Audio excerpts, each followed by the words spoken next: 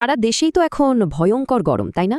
কিন্তু হঠাৎ করে এমন অবস্থা হলো কেন? আর এই অসহ্য গরম থেকে বাঁচতে আমাদের কি করার আছে? চলুন একদম সংক্ষেপে বিষয়টা জেনে নিই। ভাবা যায় দেশের অনেক জায়গাতেই তাপমাত্রা এখন 40 ডিগ্রি সেলসিয়াস পার হয়ে যাচ্ছে। আর চিন্তার বিষয় হলো আবহাওয়াবিদরা কিন্তু বলছেন এই গরম সামনে আরও বাড়তে পারে। মানে অবস্থাটা এমন যে ঢাকা, খুলনা, রাজশাহী এই সব এলাকাগুলোতে মাঝারি থেকে তীব্র তাপপ্রবাহ চলছে। আর যা মনে হচ্ছে এই অস্বস্তিটা আরও কিছুদিন আমাদের সহ্য করতে হবে। তো আসল কথায় আসি, কেন এত গরম পড়ছে হঠাৎ করে? এর পেছনে আসলে কি আছে? দেখুন, বিজ্ঞানীরা মূলত 4টা বড় কারণ খুঁজে পেয়েছেন। একটা হলো গ্লোবাল ক্লাইমেট চেঞ্জ, মানে পুরো পৃথিবীর গড় তাপমাত্রাই তো বেড়ে যাচ্ছে।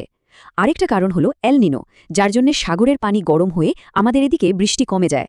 এর সাথে আছে আরবান হিট আইল্যান্ড এফেক্ট, আর অবশ্যই বৃষ্টিপাতের অভাব।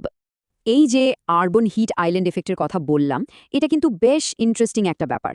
সহজ কথায়, আমাদের এই ইট আর কংক্রিটের শহরগুলোতে গাছপালা, পুকুর এসব তো কম। ফলে দিনের বেলায় যে তাপটা জমা হয় সেটা আর বেরোতে পারে না, আটকে যায়। আর ঠিক এই কারণেই শহরগুলো গ্রামের চেয়ে অনেক বেশি গরম লাগে।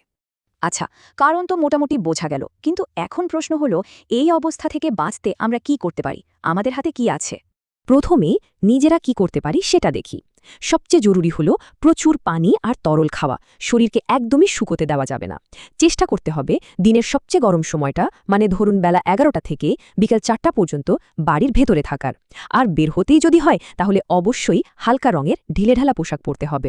আর হ্যাঁ, হিট স্ট্রোকের লক্ষণগুলো কি সেটাও কিন্তু জেনে রাখা খুব দরকার।